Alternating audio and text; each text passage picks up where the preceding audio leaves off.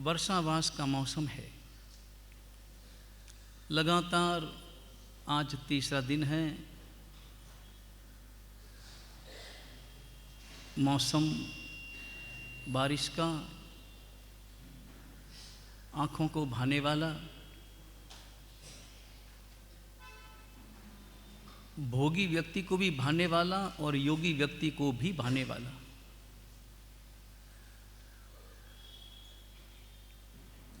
ऐसा वातावरण पूर्णिमा की शाम से जो बरसात प्रारंभ हुई, कोई पंचक की घड़ियों में प्रारंभ हुई होगी, जो अभी तक लगातार प्रायः नॉन स्टॉप रूप से चल रही है।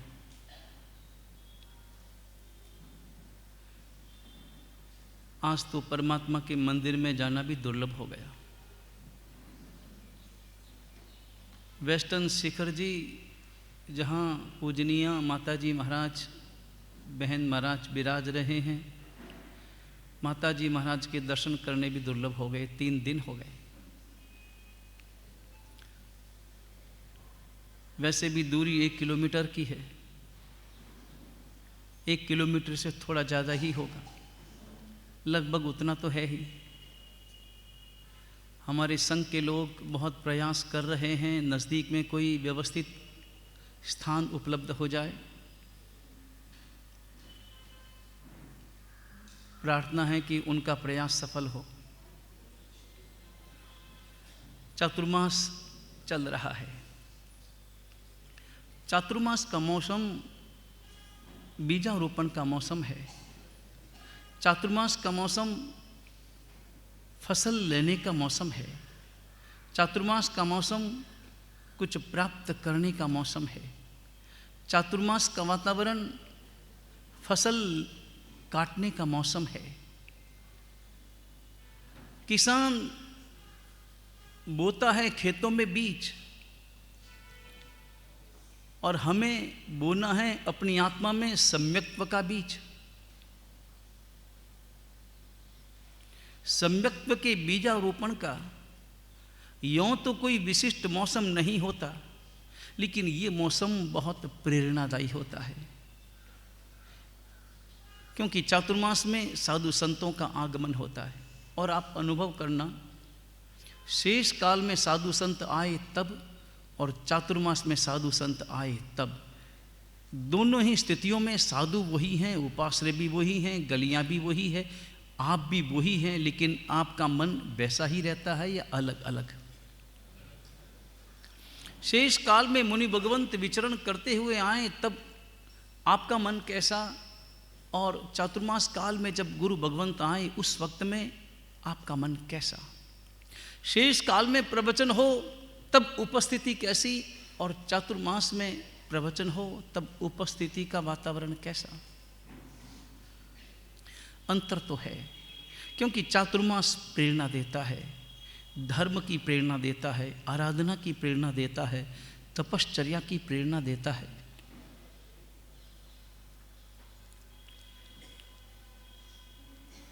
हालांकि चातुर्मास के मौसम में और ऐसे मौसम में बादल छाए हुए हों और हल्की बारिश हो, तेज बारिश में तो घर से बाहर निकलना मुश्किल हो जाता है, लेकिन हल्की बारिश हो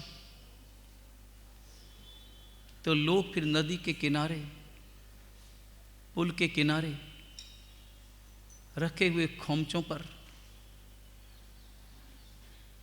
दुनिया भर की जो सामग्री जहां बिकती हो, वहां पिकनिक मनाने के लिए पहुंच जाते। और ऐसे मौसम में तले हुए आहार को ग्रहण करने की इच्छा ज़्यादा होती है, शरीर मना करता है। सूरज की धूप नहीं है, सूरज की धूप, सूरज की गर्मी हमारे पाचन तंत्र को सक्रिय करती है। सूरज की धूप के अभाव में पाचन तंत्र थोड़ा कमजोर होता है, और ऐसे समय में तो इतना हल्का आहार लेना चाहिए, या आहार अल्पतम लेना चाहिए। ऐसे मौसम में तो आहार अगर लेना ही हो तो सबसे बढ़िया आहार आयंबिल का है, जो शरीर के लिए बड़ा लाभकारी है। ये मौसम तप की प्रेरणा देने वाला मौसम है। तपश्चर्या का प्रारंभ है, उपवास चल रहे हैं। तपश्चर्या करना कोई सामान्य बात नहीं, लेकिन तपश्चर्या किए बिना कर्मों की निर्जरा भी नहीं। कर्मों की निर्जरा भावपूर्वक तपश्चर्या करने से होती। अपने यहाँ पर 4 प्रकार के धर्म का विधान परमात्मा ने किया है: दान, शील, तप और भाव। नव तत्वों में जीव, अजीव, पुण्य, पाप, आश्रव, संवर, निर्जरा, बंध और मोक्ष, ये 9 तत्व हैं। इन 9 तत्वों में जीव तो है ही, वो तो मुख्य है ही, वही तो चेतना है और वही तो आत्मा है। और उस आत्मा को करना क्या है कि नंबर 1 दान करना है जिससे पुण्य का बंध हो, शील का पालन करना है जिससे संवर हो, तपश्चर्या करनी है जिससे निर्जरा हो, और तीनों ही धर्म का पालन भावपूर्वक करना है जिससे मोक्ष हो।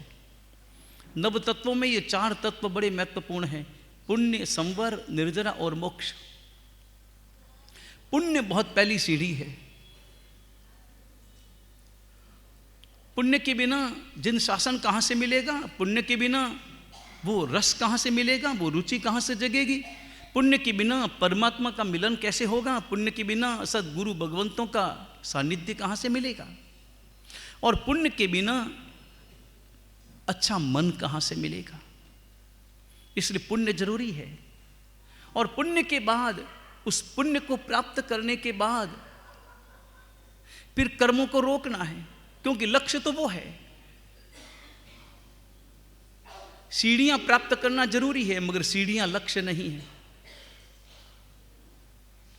सिद्धाचल जाना हो, पालीताना में दादा आदिनाथ के दर्शन करने हो, आदिनाथ परमात्मा के दर्शन करना आपकी मंजिल है, लेकिन सीढ़ियों का सहारा तो लेना पड़ेगा। सीढ़ियों का सहारा लिए बिना आप परमात्मा के दर्शन नहीं कर सकते। सीढ़ियां सहारा है, सीढ़ियां मंजिल नहीं है। सीढ़ियां जरूरी है, उन्हें प्राप्त करना उतना ही जरूरी है उन्हें छोड़ना।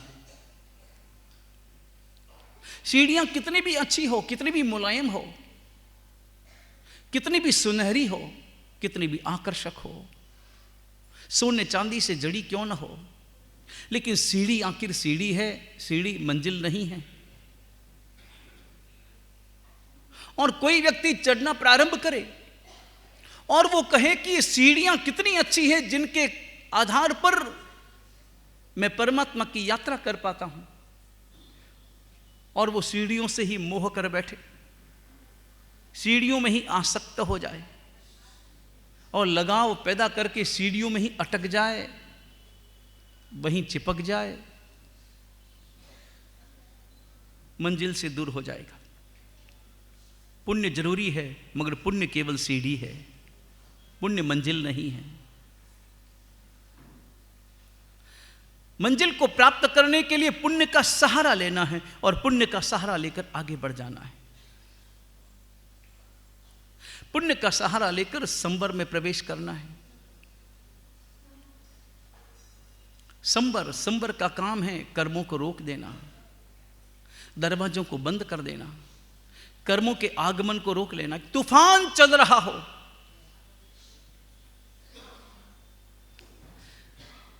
घर है, बंगला है, बंगले में खिड़कियां हैं, दरवाजे हैं, और मारवाड़ का तूफान चल रहा हो, आंधी चल रही हो, और मारवाड़ की तेज आंधी और आंधी के साथ उड़ती हुई रेत और कचरा। और आप कभी भी देखना, कचरा इकट्ठा करने के लिए प्रयास नहीं करना पड़ता, सफाई करने के लिए प्रयास करना पड़ता है। कमरा गंदा करने के लिए आपको कुछ नहीं करना पड़ता, अपने आप होता है। 4 दिन कचरा न निकालो, फिर देख लो कमरे की हालत। 4 दिन झाड़ू पोंछा न लगाओ, फिर देख लो हॉल की हालत, भले कितने भी अच्छा क्यों ना हो, सुंदर फर्श क्यों ना हो। कचरा अपने आप होता है, सफाई करनी पड़ती है। सफाई कभी अपने आप नहीं होती, उसके लिए पुरुषार्थ करना होता है। कर्म बंधन तो लगातार चल रहा है, लगातार चल रहा है। हम कुछ करें न करें तब भी कर्म बंधन चल रहा है। खाली बैठे हैं तब भी कर्म बंधन, बोलते हैं तब भी कर्म बंधन, खाते हैं भी तब भी कर्म बंधन। कभी कम कभी ज्यादा कर्म बंधन लगातार चल रहा है। मेहनत करनी है, पुरुषार्थ करना है संवर का। आंधी चल रही हो, रेत उड़ उड़ के आ रही हो, रेत के साथ में कचरा भी आ रहा हो, और आप चाहते हैं कि मेरा ये हॉल, मेरा ये घर, मेरा मकान साफ हो जाए, और आंधी चालू है।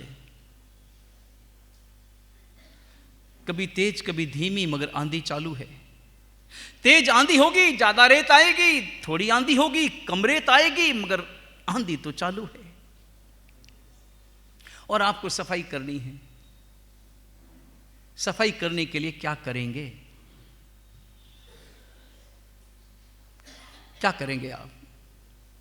कमरा साफ करना है, हॉल साफ करना है, कचरा बाहर फेंकना है, क्या करेंगे? सबसे पहले झाड़ू हाथ में लेंगे कि पोंछा हाथ में लेंगे? झाड़ू हाथ में लेंगे।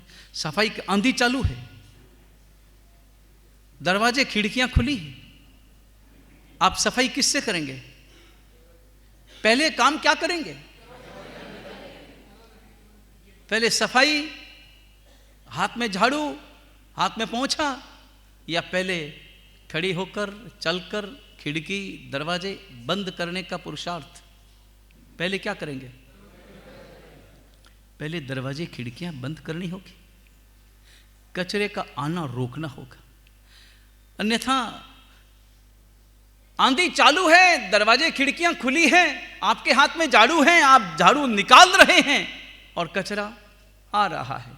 एक तरफ निकालते जाएंगे, दूसरी तरफ आता जाएगा। कीचड़ में खड़े होकर, कीचड़ में खड़े होकर स्नान करने का अर्थ क्या है? खड़े हैं कीचड़ में और फिर स्नान कर रहे हैं, कीचड़ से अपने आप को दूर कैसे कर पाओगे? क्योंकि खड़े ही कीचड़ में हैं।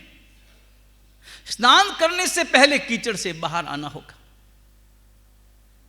इसलिए दूसरा तत्व है संवर, पुण्य का सहारा लेना है।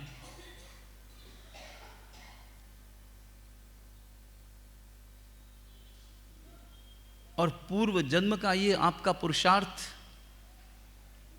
आपको जबरदस्त संपत्ति दे रहा है, और वो संपत्ति है पुण्य के रूप में। आपको आंखें मिली, आपको कान मिले, आपको हाथ पांव मिले, आपको अच्छा मन मिला, आपको अच्छा कुल मिला, जीवन मिला, एक धर्म का वातावरण मिला, और आपको दूसरे या तीसरे फ्लोर पर ही फ्लैट मिल गया। वो भी पुण्य का परिणाम है। आपको 22वें फ्लोर पर अगर फ्लैट मिलता तो कौन साधु साध्वी भगवंत आते?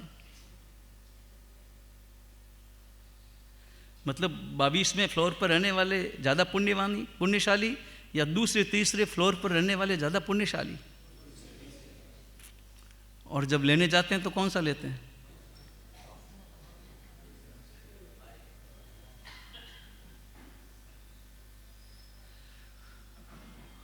पुण्य का सहारा।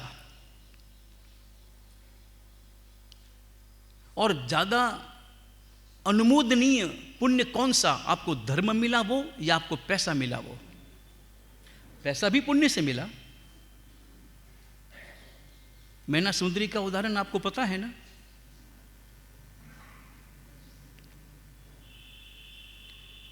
पढ़ करके आई थी मैना सुंदरी और सुर सुंदरी। नौपजी की ओली में आपने श्रीपाल और मैना सुंदरी का कथानक सुना होगा। और एक प्रश्न किया गया दोनों से एक सवाल किया गया।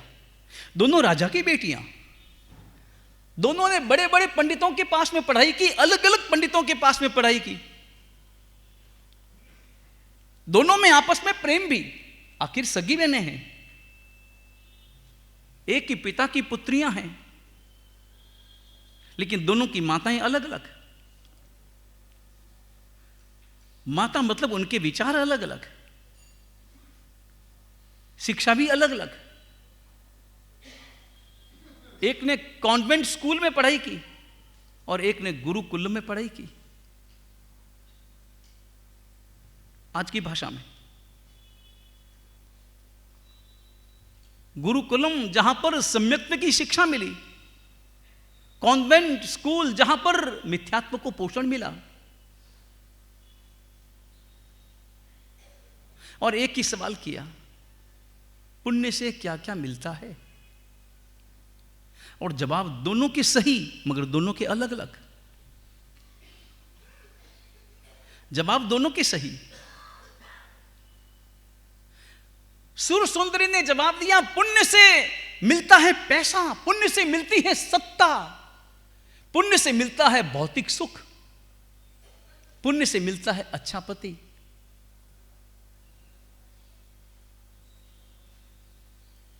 और मैना सुंदरी ने जवाब दिया, पुण्य से मिलता है धर्म, पुण्य से मिलता है परमात्मा का शासन, पुण्य से मिलता है परमात्मा का अनुयायी कुल। दोनों में से आपको कौन सा उत्तर ज्यादा पसंद है? नहीं, आपको कौन सा उत्तर ज्यादा अच्छा लगता है? मैना सुंदरी वाला उत्तर ज्यादा अच्छा या सुर सुंदरी वाला उत्तर ज्यादा अच्छा? मतलब बोलने के लिए या मन में मानने के लिए भी? हाँ, या खाली जवाब देने के लिए? नहीं, सच बताना, आप पुण्य करते हैं ना? पुण्य तो करते ही है ना? क्या पाना चाहते हैं? क्या पाना चाहते हैं? पुण्य के बदले में क्या पाना चाहते हैं? नहीं, सच बताना, क्या पाना चाहते हैं? हमारे पास में वास्तक्षेप लेते हैं ना? लेते हैं वास्तक्षेप? जब वास्तक्षेप लेते हैं तो उस वक्त में आपके मन के भाव क्या होते हैं? गुरु महाराज को प्रकट शब्दों में प्रार्थना करे न करे, लेकिन अंतर्मन से क्या प्रार्थना करते हैं?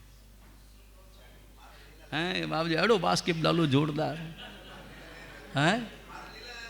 बस लीला लहर, लीला लहर शब्द का अर्थ क्या? लीला लहर, व्हाट मीनिंग लीला लहर? हैं? लीला लहर मतलब खूब तपस्या हो। नहीं, लीला लहर का मतलब तो वही है ना कि बस मेरे जीवन में खूब अठाइयां हो, खूब तेले हो। एक गांव में चातुर्मास था। दोपहर का समय था और एक व्यक्ति आया। दरवाजे में प्रवेश करने से पहले उसने चारों ओर देखा कि गुरु महाराज के पास में और कौन श्रावक बैठे हैं। यह 30 साल पुरानी बात है। तो उस वक्त में खाली थे, हम अपनी किताब लेकर के बैठे थे और वो श्रावक जल्दी में आया और आकर के कहा कि गुरु महाराज, आज आनंद आ गया कि आप अकेले विराजमान हैं। आप हैं और मैं हूं, बस और कोई नहीं है। मैं अपने मन की बात आपको कह सकता हूं। गुरु महाराज, आज मैं बहुत आस लेकर के आया हूं, प्यास लेकर के आया हूं, एक काम लेकर के आया हूं, आप जाप शुरू करो। मैंने कहा, ये काम की बात कर रहे हैं और कि जाप शुरू करो? बोले हाँ। बोले महाराज आप जाप शुरू करो, फिर कोई आएगा, उससे पहले पहले मेरा काम पूरा हो जाए। मैंने कहा, काम क्या है वो बता, जाप तो हम अपना करते ही हैं। एक काम करो गुरु महाराज। और यूं कहकर उसने अपनी जेब से एक लिफाफा निकाला। अच्छा लिफाफा था, बड़ी साइज का लिफाफा था, अंदर कपड़ा लगा हुआ ऐसा लिफाफा था। मजबूत लिफाफे आते हैं ना, भीतर में कपड़ा लपेटा हुआ, जालीदार कपड़ा लपेटा हुआ। ऐसा लिफाफा निकाला, बड़ी साइज का था, मोटाई उसकी जबरदस्त थी। लगता है कि उस लिफाफे में बहुत सारे पता नहीं क्या क्या होंगे, कागजात। नोट की साइज का तो था नहीं, साइज थोड़ी बड़ी थी, हो सकता है इसमें नोट भरे हुए हों। उसने लिफाफा निकाला, मैंने सोचा कि ये लिफाफा क्या है, कोई कहीं से चिट्ठी लेकर के आया है हमारे नाम की, तो छोटी सी चिट्ठी होगी, इतना बड़ा लिफाफा, इतना मोटा लिफाफा, क्या मामला है। और उसने निकाल करके फिर चारों ओर देखा, कोई नहीं दिखा, तो उसने लिफाफा दोनों हाथों में यूं रखा और हाथ में रख कर क्या, गुरु महाराज आप जाप करो, जाप करो, जो कि आपके इष्ट देव हों, भैरू जी हों, दादा गुरुदेव हों, गौतम स्वामी हों, पद्मावती हो, जो भी आपके इष्ट, अंबिका माता हो, मणिभद्र बाबा हो, जो भी आपके इष्ट देवता, देवी देवता, जितने भी आपके तो बहुत इष्ट देवी देवता हैं, आप जाप करो और जाप करके जोरदार मंत्र करके वासक्षेप इस लिफाफे के ऊपर भुरका दो। मैं विचार में पड़ गया, और विचार में इसलिए पड़ा कि लिफाफे के ऊपर वासक्षेप समझ में नहीं आया, किसी के सिर पर डालनी हो तो वासक्षेप समझ में आती, परंपरा है। और वासक्षेप हम डालते भी हैं तो हमारे भाव जो रहते हैं यही रहते हैं ना, हमारे भाव। हम बोलते भी क्या हैं, आपने कभी पूरे शब्द सुने हैं अच्छी तरह से? नित्था रग पार गा हो ह, यह शब्द का उच्चारण गुरु भगवंत करते हैं। नित्था रग पार गा हो ह। वासक्षेप डालते हुए हम अपना मंगल भाव उसके साथ उस व्यक्ति के लिए मंगल भाव करते हैं कि तुम्हारी आत्मा का जल्दी से जल्दी कल्याण हो, तुम्हारी आत्मा मोक्षगामी बने, तुम जल्दी से जल्दी दीक्षा लो, जल्दी से जल्दी दीक्षा लो, यही भाव हम करते हैं। और वापस आपका जवाब क्या होता है आपको मालूम है? किसी किसी को पता हो, अन्यथा जवाब तो पता ही नहीं, कोई बोलते भी नहीं, जवाब देते भी नहीं है, सीधा वासक्षेप रवाना हो जाते हैं। और ध्यान रहे, वासक्षेप की कोई कीमत नहीं है। आप ये मत समझना कि वासक्षेप की कीमत है कि हम 50 रुपए चढ़ाएंगे, 100 रुपए चढ़ाएंगे तो वासक्षेप मिलेगी। वासक्षेप की कोई कीमत नहीं है, वो पूजा आपकी अपनी है। वो कोई ज्ञान पूजा करता है, कोई गुरु पूजा करता है, वो अलग मैटर है, और उसका गुरु मना से कोई लेना देना नहीं है।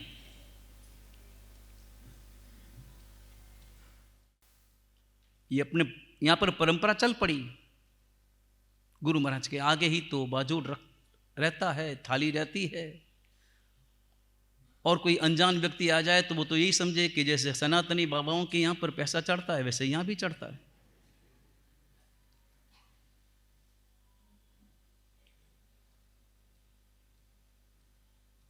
लेकिन अपने शासन में ऐसा है नहीं।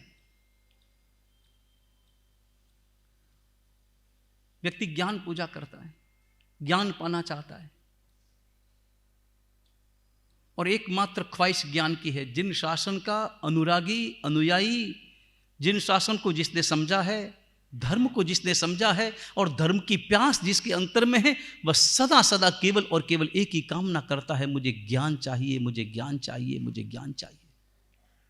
क्योंकि सारा दुख, सारी पीड़ा, सारा भ्रमण केवल और केवल अज्ञान के कारण है।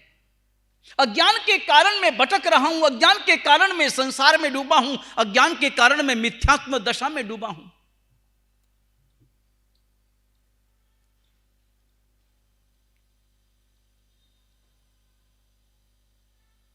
उस व्यक्ति ने कहा कि इस लिफाफे के ऊपर वासक्षेप डाली।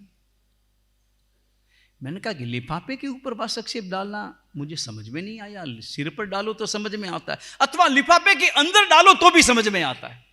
लिफाफे के अंदर ले जाते हैं ना कभी कभी, भाई मेरे परिवार में दादाजी दादी जी वृद्ध हैं, बीमार हैं, आ नहीं सकते हैं, चल नहीं सकते हैं, तो मैं जाकर उनके सिर पर डाल दूंगा, आपके नाम से डाल दूंगा, आप डाल दो। होता है, वासक्षेप लेकर के जाते। लेकिन लिफाफे के ऊपर डालना मुझे समझ में नहीं आया। तो मैंने पूछा, भैया लिफाफे के ऊपर क्यों डलवाना चाहते हो? लिफाफे में क्या है? बोले गुरु महाराज आप सवाल मत करो,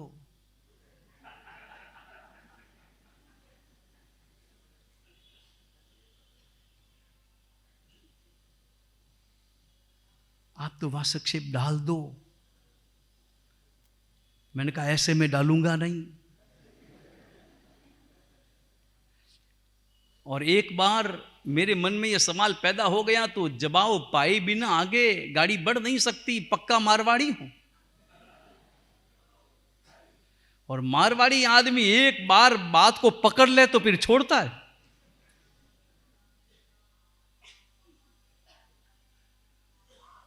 और उसमें भी सांचौर, सिणद्री, शेरगढ़ पूरे रास्ते का हो तो फिर वो बात छोड़े। हाँ, एक बार पकड़ ले तो छोड़े, लेकिन छोड़ना पड़ता है। ध्यान रहे, कभी भी बात को पकड़ना मत। 3 शब्द मैंने पहले भी शायद कहे थे, पूर्वाग्रह, हठाग्रह, दुराग्रह कभी मत करना। ये हमारी जिंदगी का जहर है। तीनों की व्याख्या अलग अलग है।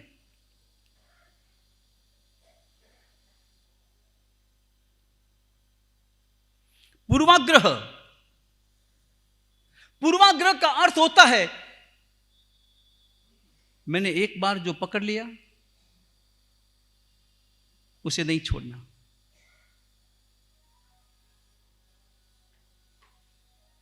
पूर्व में मैंने कोई दृश्य देखा, वो दृश्य दिमाग में रह गया और फिर नहीं छूटता।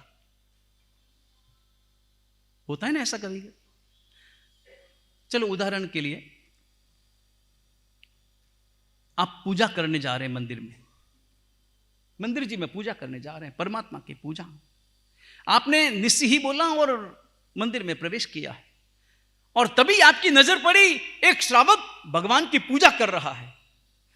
आपने चेहरा देखा, नया चेहरा है, बाहर से आया है, यहां का नहीं, इस मंदिर में पहली बार आया लगता है। आप रोज वहां जाते हैं, कभी नहीं दिखा, इस सोसाइटी का नहीं, कहीं बाहर से आया मालूम पड़ता है। और वो पूजा क्या भावों से कर रहा है, नाचते हुए पूजा कर रहा है, आंखों से बह रहे आंसू और पूजा कर रहा है, चेहरे पर उल्लास बढ़ रहा है, टपक रहा है, और आपने उसे देखा है और आप स्तंभित हो गए। ऐसा होता है ना कभी कभी, किसी व्यक्ति को पूजा करते देखते हैं तो आपका मन कितना अनुमोदना से भर जाता है कि क्या परमात्मा की पूजा कर रहा है। और पूजा करते करते बस वो चरणों पे अंगुली, सिर लगा हुआ, नृत्य कर रहा, स्तवन गा रहा, एक के बाद दूसरा, दूसरे के बाद तीसरा स्तवन गा रहा, अच्छी आवाज में गा रहा, भावों से भरकर गा रहा, आंखें बंद करके गा रहा, एकदम पूर्ण भावोल्लास, कहीं ध्यान नहीं उसका, न दाएं देखता है, न बाएं देखता है, न पीछे देखता है, न किसी आवाज की परवाह है। जबरदस्त पूजा का। आपके मन में उसकी छाप क्या पड़ी? पूजा करके चला गया, आपके मन में क्या आया? क्या श्रावक है, क्या भक्त है? ऐसा आपके मन में आया कि नहीं आया? पक्का आया। दूसरे दिन वही व्यक्ति मिला, मगर वो व्यक्ति प्रवचन में मिला, और प्रवचन में ऐसे मिला कि कोई बहुत बढ़िया जूते नए आए हुए थे, 1800 रुपए के, एक श्रावक धारण करके आया था, और जल्दबाजी में खोल करके, हालांकि वो बहुत सावधानी वाला आदमी था, वो बहुत उस्ताद आदमी था, जब वो जूते खोलता तो एक जूता खोलता उत्तर में, दूसरा जूता खोलता दक्षिण में। मतलब मैं आपको कोई तरीका नहीं बता रहा हूं, हाँ, मतलब ये मत समझ लेना कि कल से अपने को ऐसा ही काम करना है। मैं तो उस व्यक्ति के बारे में बताऊं, उसने खोलता था, मगर उस रोज थोड़ा जल्दी में था, वही खोले दोनों जूते, नए जूते, बढ़िया जूते, ब्रांडेड जूते खोले और भीतर, और तभी वो आदमी उठा। कौन आदमी? भक्त आदमी, पूजा करने वाला आदमी। फटाफट जूते लिए, रवाना हो ही रहा था कि इतने में वापस पकड़ा गया।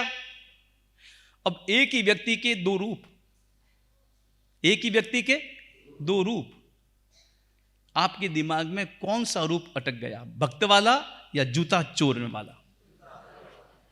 अब वो व्यक्ति तीसरी बार अगर मिला तो आप उसे भक्त कहेंगे कि चोर कहेंगे? नहीं, ऐसा क्यों? दोनों ही घटना उसी की है ना। माना कि चोरी भी की मगर भक्ति भी तो उसने की हो। आप ऐसा सोच सकते हैं क्या कि भक्ति तो इसका स्वभाव है और चोरी इसकी मजबूरी? ऐसा सोचेंगे? या ऐसा सोचेंगे कि चोरी इसका स्वभाव है और भक्ति इसका दिखावा? क्या समझेंगे?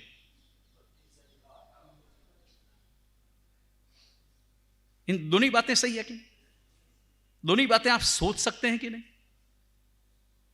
दोनों ही बातें आपके दिमाग में आ सकती कि नहीं आ सकती? वो क्या है वो महत्वपूर्ण नहीं है, आप क्या उस सोचते हैं वो महत्वपूर्ण है। और आपकी सोच में ही आपका व्यक्तित्व प्रकट होता है, आपकी सोच में ही आपका अस्तित्व प्रकट होता है, आपकी सोच में ही आपका स्वभाव प्रकट होता है। वो तो जो है सो है, उससे हमें मतलब नहीं है, और वो जो है वो ही रहने वाला है, हमारे सोचने से बदल नहीं जाएगा। लेकिन हमने उसके बारे में क्या सोचा?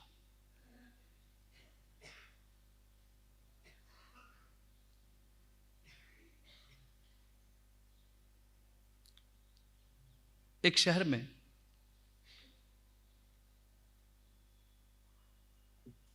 प्रवचन होता था, तो प्रवचन में प्रायः 10-20 जोड़ी जूते अलग अलग हो जाते थे। कभी दो, कभी एक व्यक्ति आया था, अजैन व्यक्ति था, प्रवचन में आया था, उसके जूते चोर हो गए। अपने अगर जूते चोरी हो जाए तो दूसरे दिन से क्या करेंगे? क्या करेंगे अपन? नंबर 1 आना बंद करेंगे, नंबर 2 घर से जूते लाना ही बंद कर देंगे, नंगे पांव आएंगे, नंबर 3 सस्ते जूते लेकर के आएंगे, जाए तो भले जाए। हैं, क्या करेंगे? या चौथे नंबर पे एक चप्पल दूसरे रंग की, दूसरी चप्पल तीसरे रंग की, कोई ना कोई उपाय तो कुछ ना कुछ तो करेंगे। लेकिन वो व्यक्ति, जिस व्यक्ति के जूते चले गए, दूसरे दिन वो व्यक्ति 50 जोड़ी जूते लेकर के आया और रख दिया वहां। और उसके मन में आया, पूछा उसे कि भाई तुम ये 50 जोड़ी क्यों ले आए? बोले महाराज साहब, हो सकता है कि किसी की मजबूरी हो। सोच आप देखना, वो सोच बहुत महत्वपूर्ण है। हो सकता है किसी व्यक्ति की मजबूरी हो और वो जूते ले गया हो, और कोई ले जाए तो यहां पर प्रवचन सुनने के लिए कोई दूसरा व्यक्ति आए, उसे नंगे पांव जाना पड़े, उसकी बजाय मैं 50 जोड़ी जूते लेकर के आया हूं बड़े आराम से, बस यही मेरा अपना धर्म है और यही मैंने समझा है, यही मैंने प्रवचन का सार सुना है। हो क्या सकता है उसकी मजबूरी होगी, लेकिन बाकियों को नंगे पांव न जाना पड़े, इसलिए मैं जूते लेकर के आया हूं। सोच क्या है?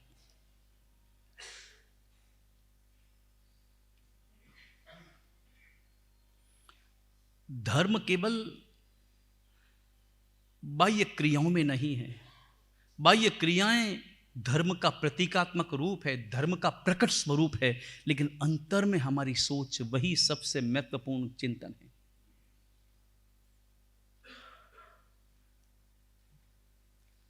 हम हकीकत में उस व्यक्ति को देख करके क्या सोचेंगे कि चोर है, हकीकत में दिखावा करता है, चोरी करता है और दिखावा करता है, धर्म पूजा करता है और चोरी करता है। या ये कहेंगे चोरी करना उसकी मजबूरी हो सकता है और धर्म उसका स्वभाव।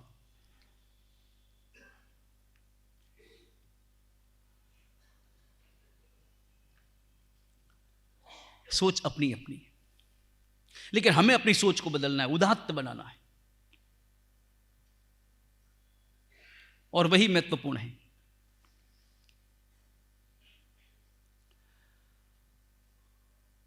उस व्यक्ति ने कहा कि महाराज साहब आप तो बात संक्षेप डालो।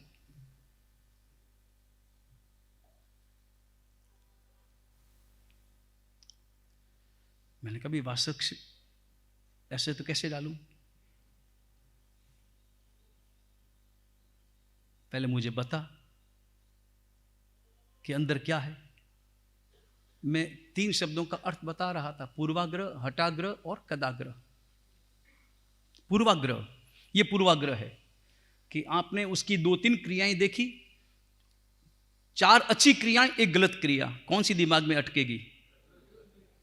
आपका काम किसी आपके मित्र ने अथवा किसी एक व्यक्ति ने 5 बार आपका काम कर लिया, 6ठी बार नहीं किया, वो 5 बार का किया हुआ काम याद रहेगा या 1 बार का नहीं किया हुआ काम याद रहेगा?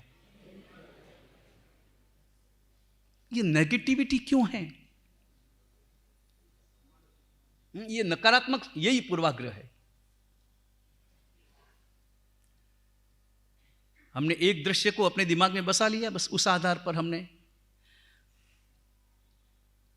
उसकी छवि बना ली। ये पूर्वाग्रह।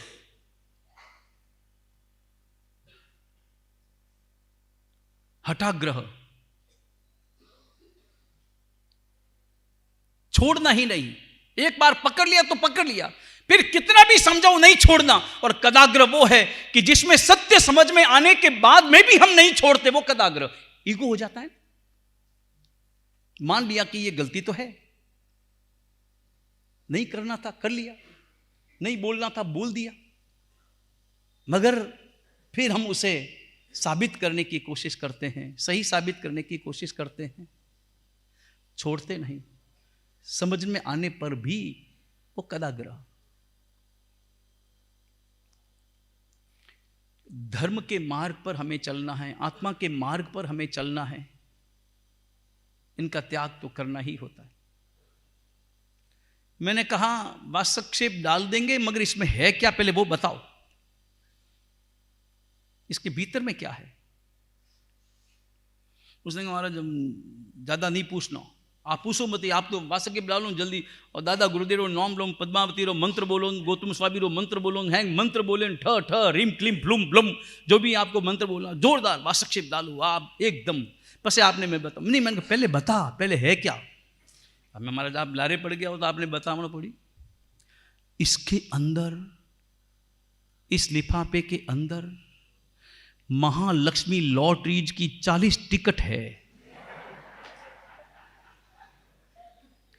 एक एक टिकट की कीमत 50-50 रुपया है। एक साथ 40-50 टिकट मैंने खरीदी है, इसमें डाल दिए। आप ऐसा वास्तक्षेप डालो कि इसमें जो टिकट है, उन टिकटों पर जो नंबर है, उनमें से किसी एक नंबर पर पहला इनाम 1 करोड़ रुपए का निकल आए। गुरु महाराज ये इनाम अगर निकल गया तो इसका 1%, 1 लाख रुपया आप जहां कहेंगे वहां लगा देंगे। 99 लाख रुपया तो मैं रख लूंगा, 1 लाख रुपया आपको भेंट।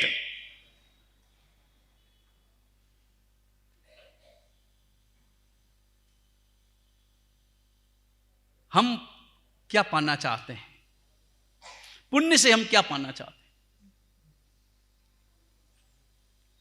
जब भी अपन पुण्य करते हैं, कोई भी मंदिर में है, पासरे में है, साधर्मिक है, जीव दया है, ये पुण्य प्राप्त करने के जो क्षेत्र हैं, उन क्षेत्रों में जब भी हम तन से, मन से, धन से जो भी काम करते हैं, परिणाम स्वरूप क्या पाना चाहते हैं? हम कर्मों की निर्जरा करना चाहते हैं, पुण्य पाना चाहते हैं। तो पुण्य में हम क्या पाना चाहते हैं? पैसा, संपत्ति, सत्ता, देवलोक, देवों का सुख, या फिर हम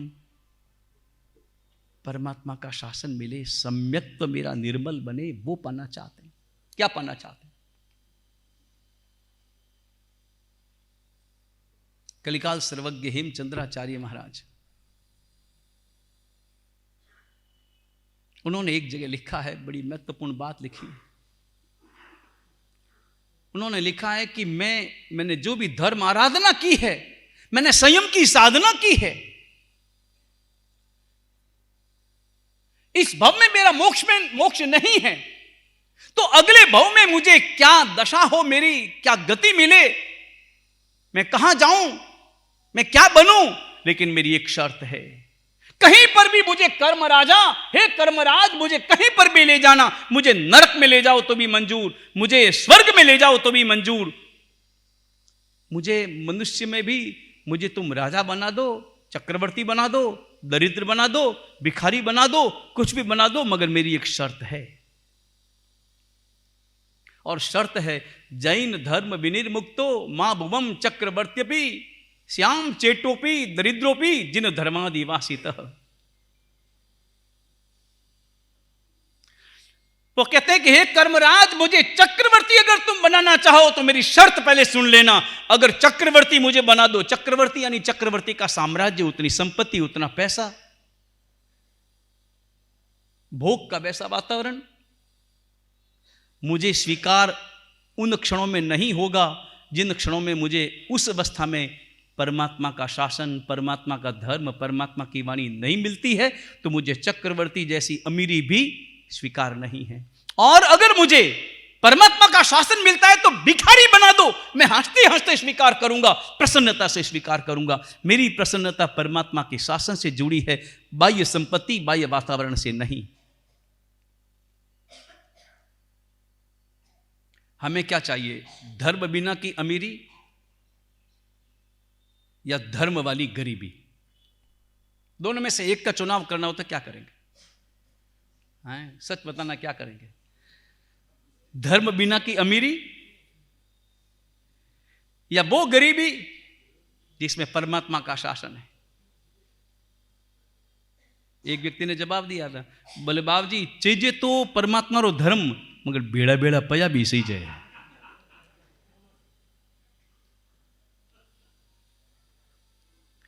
नंबर 1, पुण्य जरूरी है। पुण्य जरूरी है, लेकिन पुण्य सीढ़ी है, पुण्य साधन है। और उसके बाद में काम करना है संबर का। संबर यानी आंधी जो आ रही है, रेत आ रही है, कचरा आ रहा है, उसे रोकना होगा, वो संबर है। आपने सामयिक की, वो संबर है। शुभ भाव आपके अंतर में आ रहे हैं, धीरे धीरे संबर में परिणत हो रहा, वो संबर। और उसके बाद में चाहिए, अब मकान में कचरा तो इकट्ठा हो गया है, तो अब झाड़ू लेकर सफाई। पहले बारी दरवाजे बंद कर दिए, अब साफ सफाई शुरू, वो है निर्जरा। दान से पुण्य है, शील से संबर है, और तप से निर्जरा है। और वही तपश्चर्या का मौसम, वही तपश्चर्या का मौसम आया है। हालांकि तपश्चर्या करना सामान्य बात नहीं है, हृदय का भावोल्लास चाहिए, दृढ़ता चाहिए। ये युद्ध का मैदान है, ये लड़ाई है, युद्ध का मैदान। इंद्रियों के साथ में युद्ध है, मन के साथ में युद्ध है, क्योंकि मन तो दौड़ता है इधर उधर, और ऐसे समय में नियंत्रण, और वही व्यक्ति जीतता है, वही व्यक्ति विजय को प्राप्त करता है जो दृढ़ता के साथ में आगे बढ़ता है।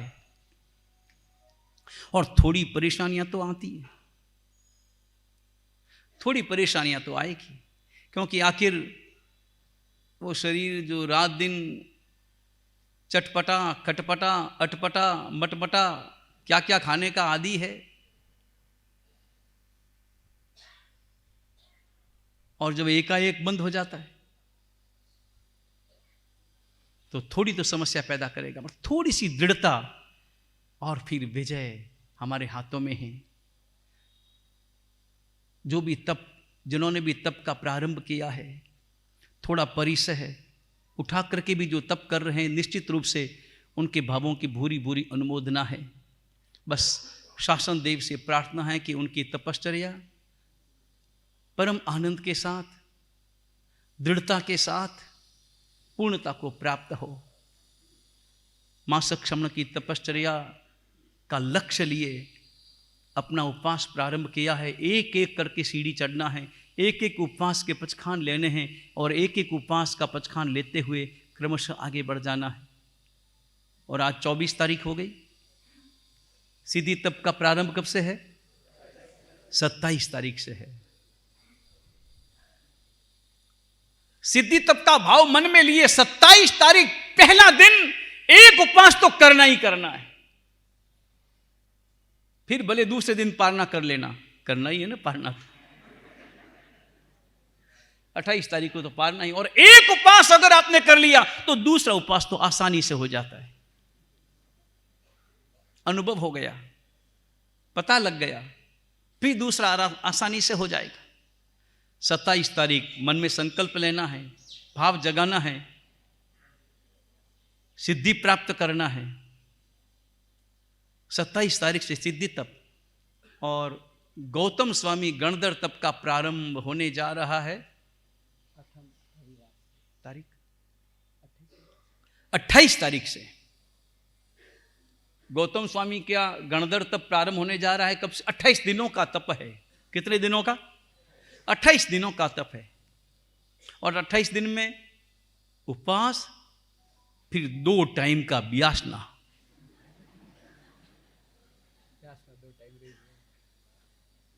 फिर भी बताना पड़ता है तो थोड़ा जोर लगता है उनको, लगता है कि हाँ व्यासना है, मगर 2 टाइम का है। फिर उपवास, फिर व्यासना। मतलब आप देखो, पहले दिन तो उपवास हो गया, दूसरे दिन क्या है? व्यासना। उसके बाद में क्या है? फिर तीसरे दिन क्या है? मतलब 2 व्यासना के बीच में केवल एक ही उपवास है। बराबर है ना? नहीं, 2, अब ये तो अपनी अपनी दृष्टि है। आप ऐसा भी सोच सकते हैं कि 2 उपवास के बीच में एक व्यासना है, और ऐसा भी सोच सकते हैं कि 2 व्यासना के बीच में। छोटे बच्चे भी कर सकते हैं, बड़े भी कर सकते हैं, बूढ़े भी कर सकते हैं। और ये तो बूढ़े और बच्चों के लिए ही है, और विशेष रूप से जेंट्स के लिए है। सिद्धि तप ना कर सकते। हाँ, करना तो सिद्धि तप है, नहीं कर पाए तो यही तप। और ये 28 तारीख से प्रारंभ होने जा रहा है। इसमें अपने अपने नाम लिखाने होंगे, पहले से ही नाम लिखाने होंगे, ताकि व्यवस्था करने में सुविधा रहेगी। वीतराग परमात्मा की आज्ञा विरुद्ध कुछ भी कहा गया हो, मिच्छामि।